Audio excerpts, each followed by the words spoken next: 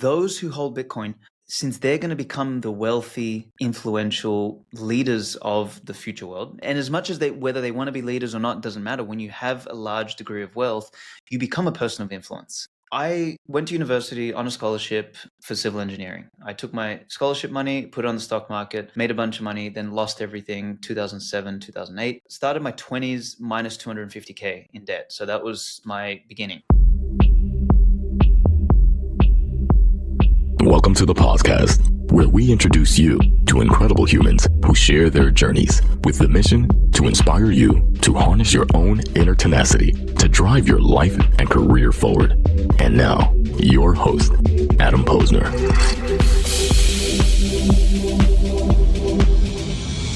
Hey everybody, welcome back to the podcast where I bring you the best and the brightest world of business, marketing, and personal growth to help you harness your inner tenacity and drive your career forward. Folks, my guest today is Aleks Svetsky, entrepreneur, author, and unapologetic builder of bold ideas. He is a founder and CEO of StatLantis, a next-gen social network designed for travelers, nomads, and sovereign individuals. Imagine if Instagram and Google Maps had a high values aligned baby, and that's what it is. It's not just a travel app. It's where you map, where you feed, and where your tribe all converge. And before Settlantis, Aleks founded and exited one of Australia's most successful FinTech apps. He's also the author of the Uncommunist Manifesto, a global bestseller, and has penned 3 other books challenging mainstream's narratives. He's been featured on dozens of podcasts, platforms, and we're going to dig into his journey and a whole lot more. Let's do it. Aleks, welcome to the podcast, man. Well, that was an awesome intro, man. Thank you. Well, I'm happy to package it up and sell it to you and franchise it out and license it, and you could do whatever you want, man. Well, welcome, calling from down way south in Brazil, man. Whereabouts are you? Near Argentina, man. So right on actually, I should say near Uruguay. Sorry, I always forget that Uruguay exists in between. So down right in the south, state called Santa Catarina. That is awesome. And where are you from originally? Australia originally. So Australia from originally. And how'd you make your way all the way over to Brazil? Man, that's a whole other podcast, right? That's a whole podcast, exactly. It's funny. I ended up from one corner of the south to the other corner of the south. You know, but both actually longitudinally. I'm in the same position. Sorry, latitudinally. Right. I'm in the same position where I was basically born. But yeah, man, I grew up, lived in Australia most of my life. Left in 2019. Lived in Europe for a little bit, the US, Costa Rica, and then found my way after about 50 countries, settling in Brazil. Wow, 50 countries. I mean, listen, we've all had evolutions in our life, but I'm always curious for folks that have extensively traveled. Where's a favorite place that you've lived in the world, right? Like, but it's a loaded question because it's different stages, right? There's probably single Aleks, right? Mm-hmm. Then there's married Aleks, and now we're about to have baby Aleks, right? Yeah. Look, even with those dimensions, I would also say there's a further dimension of like, of, you know, what do you feel like? Do you feel like some city? Do you feel like mountains? Do you feel like beaches? And I find it very hard, particularly the more places I've been, to point out a favorite. Like, I love where I live in Florianopolis because it's got a beautiful beach. The quality of life here is fantastic. It's safe and all that sort of stuff, particularly for family. It's awesome here as a single guy as well. I mean, this is where they say the most beautiful women in the world come from here, because it's like this mixture of German, Italian, and Brazilian blood. Like, you know, Giselle Bundchen. All the good stuff. All the good exactly. stuff. A lot of the Victoria's Secret models and stuff like that came out of this sort of region. So they just breed them differently down there. They do, man. They do. It's crazy. So, you know, as a single guy, it's great. As a married guy, it's great. As a father to be, it's great. So all of that sort of stuff. But the downsides is I'm in, you know, the arse end of the world. So if I want to go anywhere, it's such a pain in the ass, man. And I, you know, sometimes I also crave like the city life. You know, we've been to all of the best restaurants here, for example. Right. And there's nothing new to discover. Like, you know, we just go to the same places over and over again. There's limitations to it at that point here. Everything's got a trade-off, right? So it certainly does. Well, this kind of sets up our story here. Before we get into it, I think it's important that we talk a little bit about your origin story. And whenever I talk to entrepreneurs, especially folks that have that DNA them from curiosity and to explore, to see the world, to find answers for questions here, I'm just curious, as much as you're open to sharing, may I ask what your parents did for a living? Oh, they were you didn't think that one's coming. Factory workers, like nothing. So how did we get from where they were in your early upbringing to this mindset that you have now about building and curiosity? It had to be in there somewhere. No, it was actually because I wanted to be nothing like my parents. So it was I was one of those sort of those cases of I my dad they say there's you have warnings or examples in life. My dad was more of a warning than an example. And I very early on I was a big reader. So my early heroes were Alexander the Great, Plato, Aristotle, all these sort of people. And then by the time I hit sort of like 18, 19, 20, I had gone to university. I took my scholarship money, I put it in the stock market, made a bunch of money, thought I was a genius, went down all of the entrepreneurial sort of rabbit holes. Steve Jobs sort of became my hero, all this sort of thing. Read about Warren Buffett stories, and like I got into biographies. So they were sort of my my North Star, not so much the parentals. That's fascinating too, because I asked that question a lot, and I love the way you positioned it too, because it was what you did not want to be. Right, you moved farther away from that direction, and you talk about these entrepreneurs. I mean, listen, Steve Jobs is listen, he's an icon is an understatement there. But what was it specifically that you saw in Steve Jobs? You're like, I want to emulate that. I want to build like him. What was that in his DNA that you wanted to capture and replicate? Say the uncompromising sort of his uncompromising nature. That really struck with me, because I was always someone that pushed myself the most. But there was always things that I would be like, look, I am not compromising on this. I don't give a shit. Like, this either gets done or fuck you. And there was no sort of option. And that really resonated with me. I've always been a little bit sort of eccentric, a bit wild, all this kind of thing. And yeah, looking at his story, like one of the things that I did when I was young, I mean, I used to drive around like a maniac, whether it was motorbikes, cars, whatever. Like, I love speed, and I even became a stunt driver at one stage in my life. Oh, that's an interesting angle we could get into. Classic story, and I love was that. very good on wheels, so I ended up losing my license 7 times in Australia. And what I would do is, shocker, right? I'd lose my license, and then I would quickly fly to another state, set up an address there, get the new license before they took my one, because it was usually 30 days. So I kept jumping state to state to state, getting new licenses. So when I heard Steve Jobs used to drive his car around with no number plate, I was like, this guy's my man. So it was always sort of that kind of uncompromising attitude, and I'm doing things my way. I don't give a shit about what the status quo says. That really attracted me to it. Right. So now you start building things, and you founded and exited one of Australia's most successful fintech apps. What was that early spark that led you down, the path into fintech?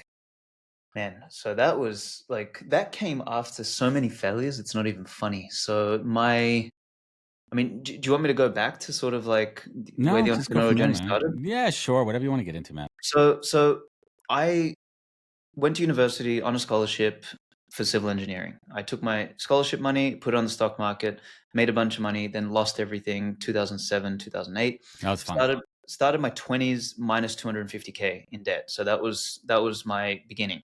You starting point, you're already in the hole. Exactly. I had the car in reverse, right? So it was it was the wrong way.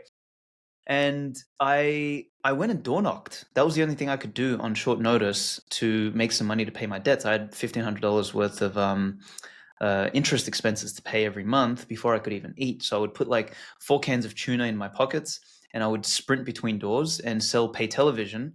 I didn't even have a television. I lived on someone's lounge room floor, so that I had no expenses. And I would get a sale, and I would reward myself with a can of tuna. So my daily living expense. You're like a cat. You're like a house cat. Dude, that's basically what it was. So I was I lived on $4 a day, drank water at home. So I had 0 expenses, and I dug myself slowly out of the hole. I built then my first sort of somewhat successful business was a sales company. So I was selling for this other dude, and I was like, why the fuck am I selling for this guy? Let me go and build my own sales company. I did that, did it with a partner. Then that guy took all the money from the account and disappeared. And so I had to start again. classic sort of, I was young, I didn't know what I was doing, Yeah. didn't get the right partner. So then I built the next company. The next one, I made my first million there, and then it was tied up with like government rebates for solar panels and all this sort of stuff, and then that all blew up, and I ended up losing a shitload of money there as well. Live and learn. Another lesson learned. Then I got into hospitality, and that was mixed. That was like a bunch of failures, but some successes as well. And I really learned how hard hospitality is. And that sort of, I made my way to tech through that. So we're talking sort of 2014, 2015 now. I built a little payroll automation app. It didn't really go anywhere. Then I built a recruitment automation app. It was kind of Everyone like Tinder tries for recruitment, jobs. man. Everyone tries recruitment. Tinder for jobs. It was a cool idea.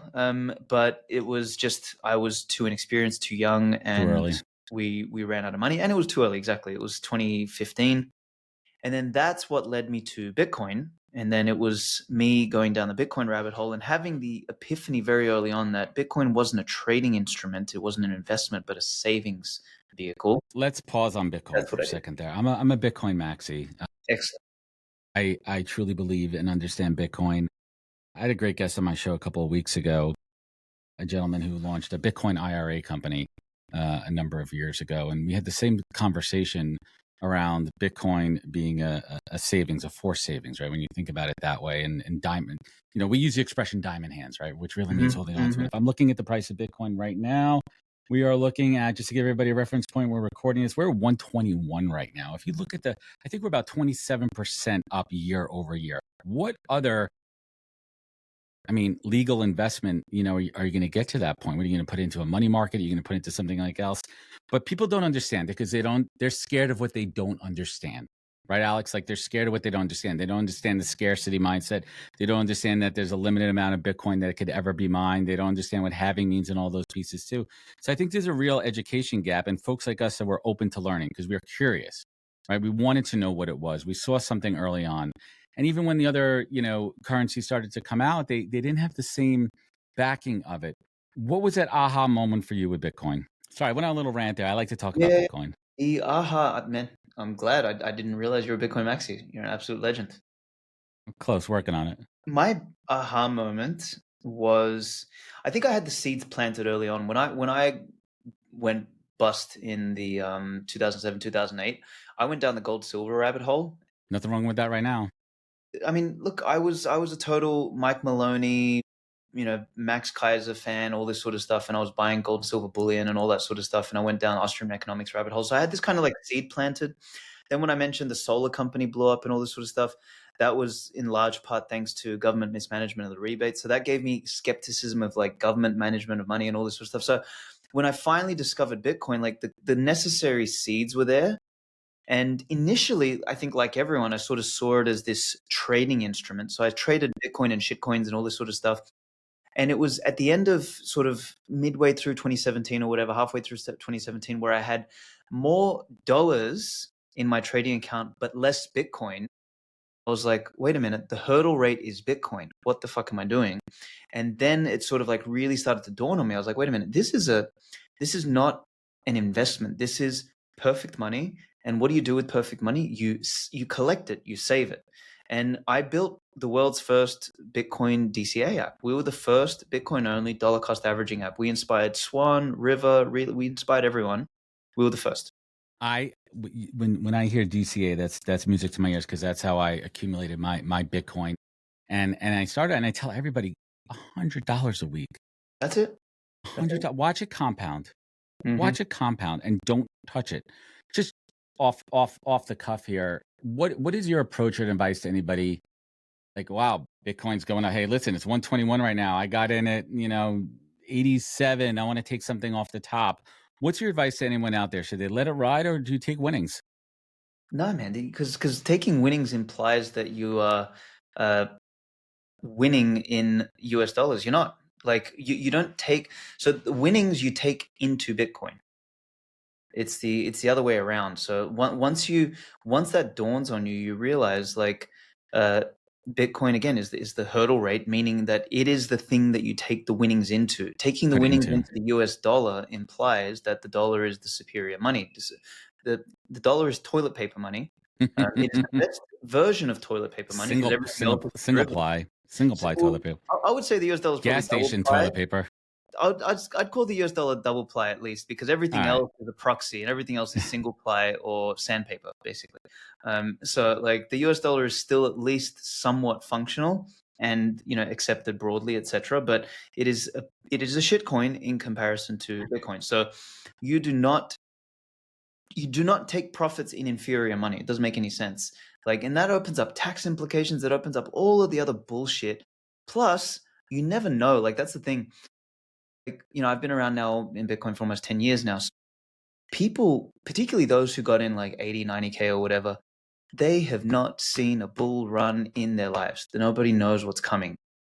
When this thing rips, it rips in a space of 10 to 14 days. That's where it makes the majority of its gains. And you do not know. Like, I remember in 2017, I was like, you know, in Bitcoin, I was like, okay, when it hits 10 grand, I'm going to take some off the table.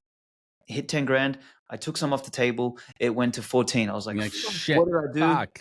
I bought back in at 15, then it dropped to 12. I was like, oh, fuck. And I you can't fucked play up. that So game. then I sold at 12, and then it went back up. You don't want to kick 16, yourself for doing that, right? Let it ride. Exactly. If you can, right? Listen, unless you have some crazy financial emergency or anything like that. So now you're in it for 10 years and you're like, I'm going to write a book about it. We see that book over your shoulder there. What's the book all about, man? The Bushido of Bitcoin. Yeah. So I first wrote the Uncommunist Manifesto, and that's got like a little bit about Bitcoin. So where do you want to start? You want to start with the Uncommunist Manifesto? Let's go in order. No worries. I was just going to drop that. So yeah, that please. has a little bit about Bitcoin. But the Bushido of Bitcoin it's actually also not really a Bitcoin book. So I don't go into economics. I don't go into Bitcoin too much. What I look at and what the question I try and answer is, if we are correct that Bitcoin is going to win and change the socio-economic fabric of civilization, because that's what it is. You know, it's a new money, and all of civilization is built on top of money. You can't have civilization without complex trade, and you can't have complex trade without money. So if we're going to make that assumption, then what do we do in that new world? Like, who do the people who hold the Bitcoin become? Do they become a bunch of new parasites like what we have in the world today?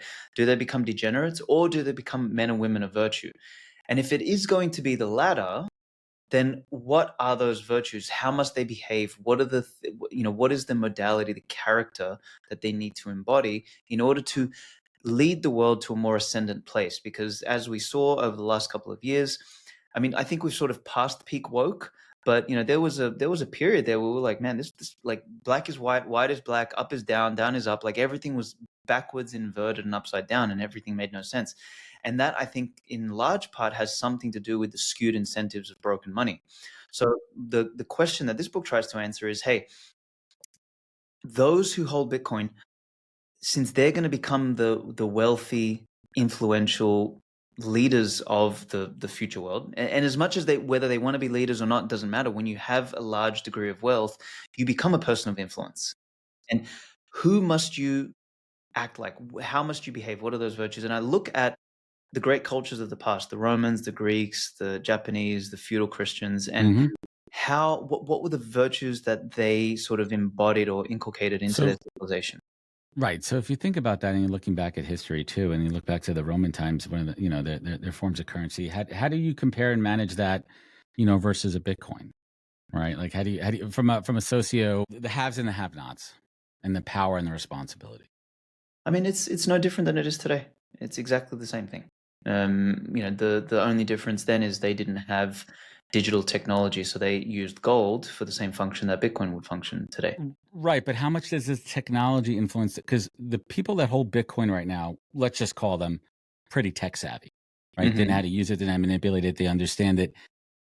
It's not apples and oranges, though, right? Because back then, wealth was accumulated by property, ancestry, that type of thing, versus now where anybody could be, a kid from the streets could become a tech billionaire. He can. That was not so different in sort of the Roman ages, with conquest and the ability to excel.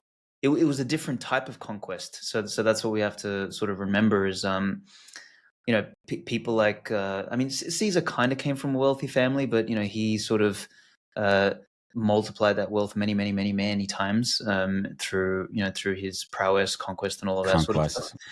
So acquisitions, we'll call them acquisitions. Yeah, it was different. Now, granted, the variance and the opportunity and everything like that in today's day and age is way more broad. So you have that difference. That being said, Bitcoin holders of today are actually going to pass down Bitcoin. That we will bring back the age of dynasties and legacy, because you have this perfect property. You have the capacity to save across time and space ad infinitum. Like you can do that better than you could do even in the Roman times. So it'll be really interesting how that evolves. Aleks, what scares you about Bitcoin and crypto in general? Bitcoin doesn't scare me. I think the more maybe the one thing that scares me in that space actually is a lot of retards holding Bitcoin that are degenerates, and the sort of like morons having a lot of wealth and influence. That's concerning. That part is right. So if you think about the early degens, and we're going to go, I don't want to go too rabbit hole here, but we're on the same page. There's a lot of folks that accumulated a lot of Bitcoin early on because they played the game. There was grifts going on, but I ain't talking about that. I mean, even if you look at like the BlackRocks and you look at the corporate side of it, does it scare you that these corporations are amassing such massive treasuries in crypto? No, or is that would be with any technology or any state in the history where a company, a government, a business, they are empowered and have the ability and means to accumulate. They see something moving in a positive direction, they're going to scoop it in. Yeah, this was always part of the plan, man. Bitcoin had to succeed, and in order for it to succeed, it had to be held not only by individuals but by groups and organizations of individuals. The beautiful thing about Bitcoin, though, is it will slowly revert back to sort of individual hands, because being a bearer instrument, it is very, very hard to hold as an institution or as an organization. And so what will happen, in my opinion, is that at some point, Bitcoin will be so valuable that those holding the Bitcoin will once again become capital allocators, including the BlackRocks and everything of the world. So that Bitcoin will start to filter back through the economy. Right now, because there is a delta between where it is and where it's going, the game for everyone is to grab and hold on to some. But it will filter back through. At some point, MicroStrategy, who's probably going to end up holding 1 or 2 million Bitcoin, is like, when Bitcoin is no longer growing at 20%, 30%, year on year, when it's growing at 1 or 2% year on year, it starts to even out. Yeah. Exactly. Then they will start to allocate it towards other projects that have a better delta. Hey everybody, Adam here from the Podcast. Today's podcast is brought to you by the team at Fountain. Fountain is your full-service frontline workforce management platform. I have to tell you, Fountain's offerings are some of the most robust I've seen for any product in the space. They offer full solutions for hiring, managing, and retention. They are truly a one-stop shop focused on the frontline workforce. They also create informative content using their data. For example, they analyze a bunch of data from their fast food chains and created a trend report you could download now on their website. They also have a new ebook out called Frontline Voices. There's a lot to dive into. Certainly check it out. And you could learn more at fountain.com, linked in the show notes. Thank you. Oh man, we could talk about this for a while, but I need to touch on the Uncommunist Manifesto. What's it all about and who's it for? So that is the ultimate orange pilling book, actually, because it makes a very concise, straightforward, easy to digest case for a world in which more liberty and responsibility is the ideal state, right? So it's, obviously the Communist Manifesto written by Marx was, the most retarded, ridiculous book ever written. And this thing takes sort of the opposite tack. And it wasn't like it was originally, we weren't sure if we were going to write a rebuttal or whatever, but, the book kind of took a life of its own. And we outline the 4 or 5 primary principles for how you want to structure society and yourself and communities, etc., in order to index or optimize for responsibility and liberty. That was sort of the 2 things. And there's a single page in there about Bitcoin, and everyone who I've ever given the book to has come back and said, holy shit, you convinced me about Bitcoin without even talking about it, because I agree with the premise of the book, but inside the premise of the book is the necessity for having a sound money, and the soundest money is Bitcoin. So it's like a beautiful way to backdoor orange pill people. What'd you learn about yourself in the process of writing that book? Um, I learned 10 times more about myself in Bushido of Bitcoin because that's more a book about character, courage, virtue, and human spirit. The Uncommunist Manifesto was more an opportunity for me to write about political and economic, sort of like just kind of get that stuff out of my head. I felt like I had that in me. I mean, I had written already 1 million or 2 million words for Bitcoin Magazine, Zero Hedge, all these other guys. So I wanted to kind of take that knowledge and put it into something that really digestible. And I think it was the right book at the right time as well. I mean, that got us onto Alex Jones. It got us onto all sorts of stuff. And yeah, I think it was less me learning writing that book. That one was more me kind of like teaching. But Bushido Bitcoin was me really, really learning. That was a 2-3 year journey. Man, I read 100 books, in the process of like writing that. That was really deep. Distilling it down and your thoughts here. So let's shift gears a little bit and talk about the current project. Settlantis, right? Is it good to say Instagram meets Google Maps for sovereign individuals? How would you describe it? What the heck is this thing, man? Yeah, so think of I'll explain the problem I'm trying to solve, and then let's work that way, right? Yeah. Where's the kernel? Where was the kernel of inspiration here? Yeah. Where was that spark? So I was in El Salvador for a Bitcoin conference, and the wife loves her coffee, and we're like, oh, we're in El Salvador, it must be great coffee here. And we, as you do, go on Google and like, okay, which place has 4.8 stars? Where's the rating? Where am I going to get the best coffee? How close am I? Where is it? You're doing all that, you're looking at photos, all this sort of shit, and 3 days in a row, 4.8, 4.9, fucking shit coffees. We're like, what the hell? We ended up getting referred by a friend who lived there, and they're like, look, go to this place. We went there. We checked the ratings. I was hesitant. I was like, man, this place has. I don't believe those ratings, man. I think they're all. Well, this is what I mean. So this is the kernel of the problem. I looked at the rating. I was like 4.3. I don't know, but we went there. It was the best coffee. And what I realized is ratings and reviews are a total scam on the entire web because everything can be gamed. What you really want is a recommendation from people you know. And this is where the essence or the kernel of the idea of Settlantis is every single recommendation, every single curated list, what you see on the map is influenced by your social circle, by the people you follow. You can immediately see when you open the pinup for a place, 6 of my friends have been there and recommended this place. 3 of my friends bookmarked it. It's in this list. So use the social graph to surface the information about recommendations, not reviews, but recommendations. So none of this thumbs up or a thumb down. Thumbs up, thumbs down, exactly. But what if no one's been there? If no one's been there, then you can be the first to go and check it out and give it a rating. What if none of your friends have been there? No one in your social graph has been there. If none of your friends have been there, we've used some algorithmic stuff to see if it's not your friends directly, if it's people that have similar interests and who have liked similar places that you've liked, then we have an algorithm basically that serves you these places as close as possible to your interest in social graph. How's this different than Yelp? Yelp, you don't have friends network on Yelp. You don't have a social graph. But what if, again, like if I'm visiting somewhere, like does it tie into like second party connections? Now I'm just thinking because I'm a marketer, right? Like I'm traveling somewhere where my friends haven't been, right? So traditionally I would go to, TripAdvisor or Yelp or Google Maps and see what that is all about. But when I could see that there's people like, does it pull in second or third networks? Oh, I know Alex knows my friend Mike, who knows Jane, who knows Mary. Absolutely, yeah. So it uses your interest graph and your social graph together. So maybe you're a friend of your friend is a vegan and you're a carnivore and you guys like completely different things. So their recommendations, their interests have very little bearing on yours. So this is where I say it's like the power of Instagram. So Instagram is very, very good at recommending stuff because it has a social graph that is multiple layers deep. So same as us, we have a full-on social graph, multiple layers deep, and that influences the recommendations that you get on your list. Where are we at with the product right now? It's still early. So we are still primarily in dev mode. We have an early version that's available now that people can use. They can try it out. They can build collections. They can build bookmarks that are all shareable. In fact, the collections feature is really cool. It's a bit like Spotify playlists, but for places. So you can curated. Exactly. You can curate these lists. You can share the list. People can save the list. The best lists kind of trend. You can make them private, public. You can do all that sort of stuff. It's really cool.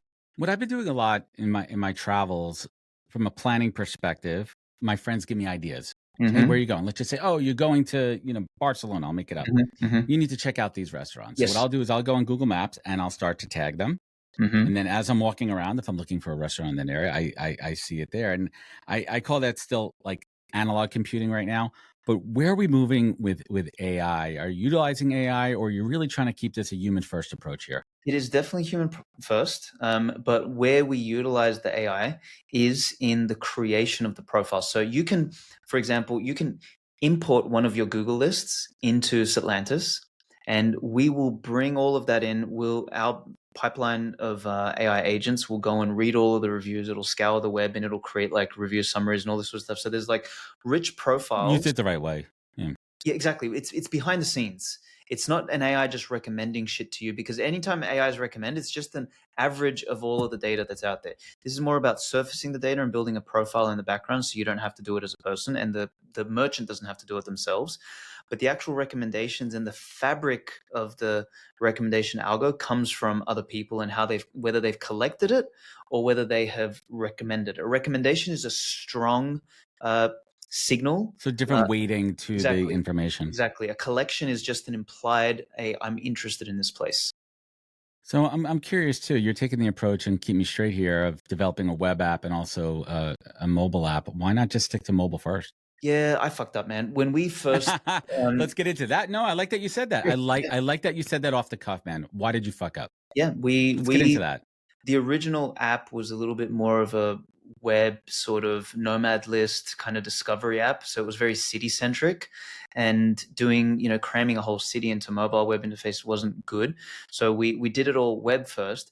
But as we built out the product and as we tested the early versions with people, what we realized was people actually wanted places and events. They were the two things that they wanted. They weren't so much interested in the city or the destination itself. They wanted just global access. And if you could filter by city, fantastic.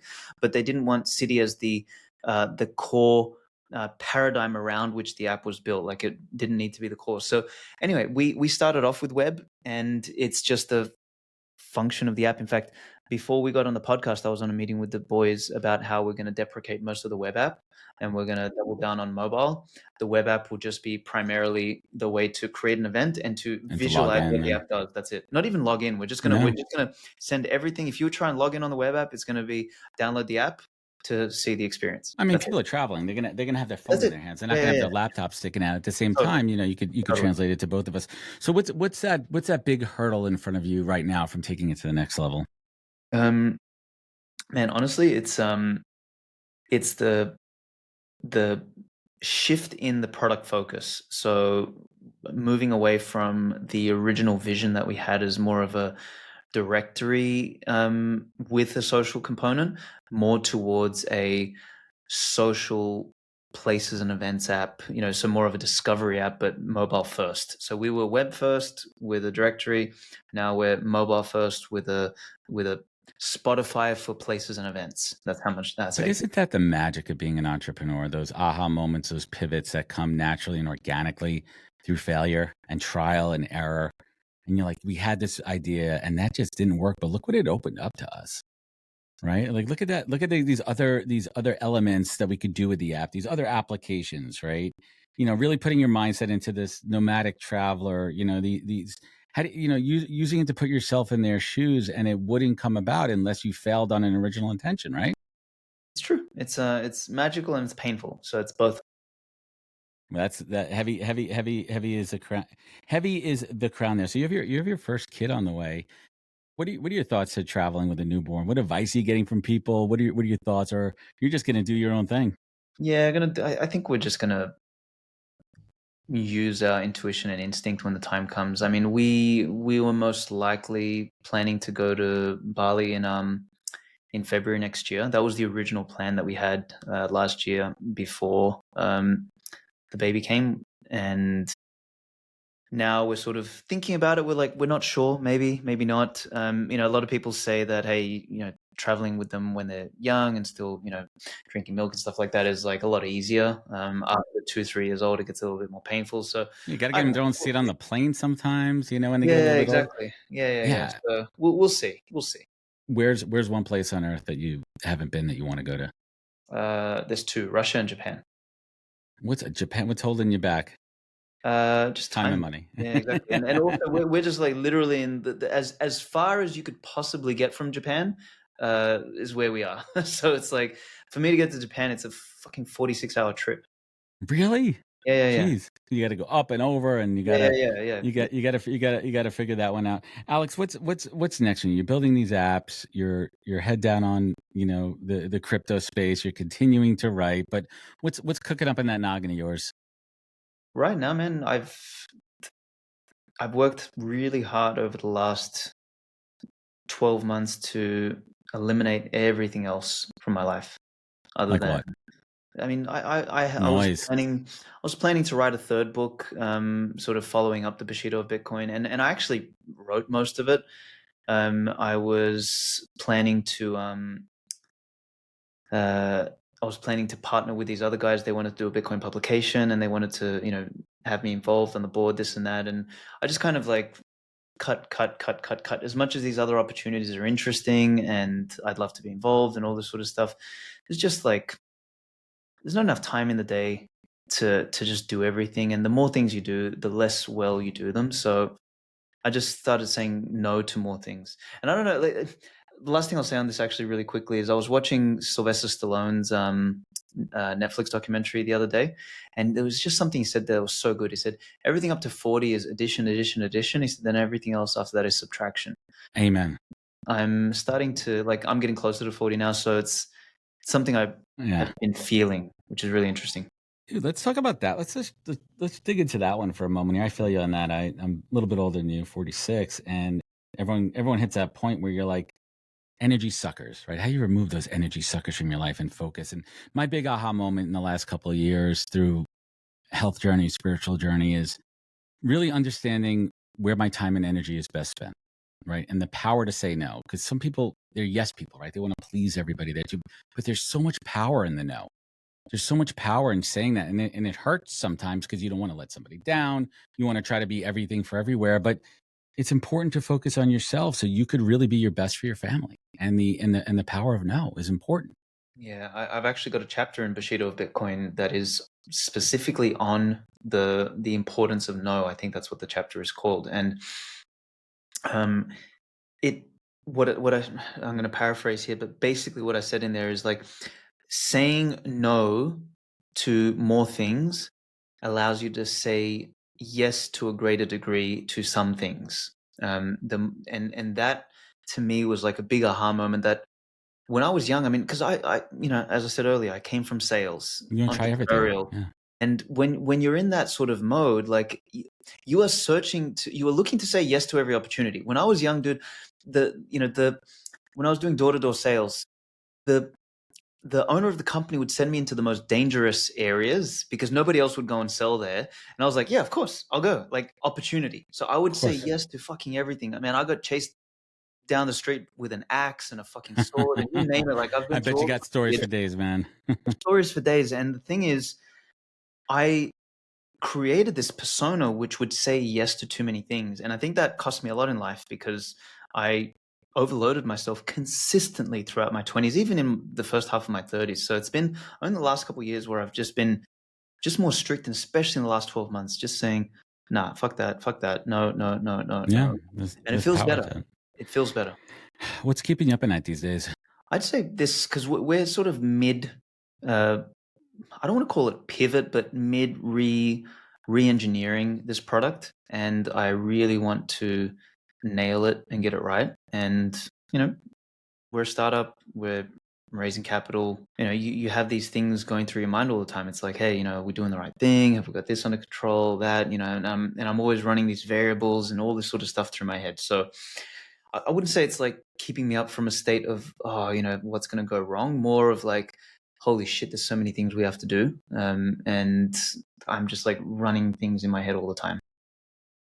Heavy is a crown, man. So you have certainly not had have had an unconventional career and career trajectory, and it's fascinating. And that's really what brought me into having this conversation. I do a good amount of due diligence before I say, yes, I want to book a guest on my show. I'm like, this guy, Alex, looks pretty interesting. So curious, what if you're going to distill it to career advice, what's the greatest piece of career advice that you've received that you like to pay forward? Received. Have I implemented it or not? Well, either way you want to run that one. I take a lot of advice. Doesn't mean I'm going to act on it. Yeah, I mean, I think that's been one Especially of unsolicited advice. my tricky thing in life is that I'm not always good at acting on advice, maybe until it's too late. Or maybe not too late, but I leave it a long way because I have this tendency to want to test things and try things out myself. I think though probably the best advice is trying to focus on being different rather than better. And this is a hard one even for me because I'm always about making things better, and it's a hard needle, or it's a hard thread to sort of weave. But being different immediately, the very word implies it differentiates you, and it kind of places you in a slightly different category, and people find you just by virtue of you being different. And it's very easy to get trapped, and I think I got trapped in the beginning here with Settlantis. Was I tried to do a bunch of things better because I was trying to go for a larger market, whereas I think the appropriate way to do things is to be different, even if it's for a smaller market, and then over time you can get better. So it's kind of like there's a sequence. You don't do better first and then try to be different. You sort of like be different and then try and get better as you go. I love that. And that's kind of the approach I take also. I stand out for who I am, and once I see what those strengths are, I double down on it. So Aleks, last but not least, everyone defines success differently. Some people do it by money. Some people do it by time. You've reached different levels of success throughout your life and your career. But at this moment, new baby on the way, new adventures, new products. Aleks Svetsky, how do you define success? Usually the stumper one here. Yeah, I don't want to just give a generic answer and say, oh, define success like this. I always like to think these things through a little bit deeper. And I think the closest that I can get to this, at least for me as a man, I think it's probably different for other people. But for me, it's am I fighting a fight worth fighting? And I don't know if that makes sense, but like, It's hit me, man. Yeah, I think for a man, the sort of the purpose of life is to go to war in some capacity. It's to struggle. It's to face danger or death, and that's actually what makes a man. Because I think Nietzsche said the men are the barren species, women are the portals to life. Like they when they give birth, and I'm going through this whole process now with my wife. Is she connects to the other realm through the process of giving life, but we men don't do that. But we feel most alive when we are staring death in the eye, right? And I used to feel this when I rode motorbikes or did stunt driving and all this kind of crazy crap. So, when you're in the heat or the moment of a fight of something that is, somewhat threatening you, I think what it calls upon you as a man is, the very ingredients that make you a man. So I think success is, am I fighting the right fight more than anything else? I absolutely love that answer. It's one of the best ones I've heard, and it's hit me really deep right now for what I'm going through in my life. And Aleks, I appreciate you for sharing. I appreciate you for being open and honest and sharing your time with us. I hope everyone who's listening to this resonated. Hope it goes a long way. I want everyone to check out Settlantis.io. We're going to link it up in the comments here. Aleks, where else do you like to connect and engage? I mean, people can follow me on Settlantis because it's a social network. So by all means, Settlantis.io/Svetski. But I'm not as active on socials these days. I used to be super active on Twitter. I used to have a big account and all this sort of stuff, but I'm sick of the slop, man. But if people go to bushidoofbitcoin.com, all of my socials are linked there. So all right. You can find me there. Well, awesome. Great chat, man. Appreciate I appreciate you. Hang with me for a moment as we sign off here. And everyone listening, if this show meant something to you, leave a review, rating. It goes a long way. Check us out on YouTube. I'm trying to do something with that freaking platform, man. Go over to youtube.com/the podcast. You know where to find out more at thepodcast.com. Remember, look out for yourself, look out for each other, and catch us next week for another great episode of the podcast. Take care, everybody. Wisdom is forever, but for us, it's time to go. Thank you for joining us. Luckily, we'll be back with our next episode soon, jam-packed with more incredible humans. Thank you for listening, subscribing, and sharing. To join the conversation, search the podcast on LinkedIn. And to catch up on past episodes and more info, please visit www.thepodcast.com.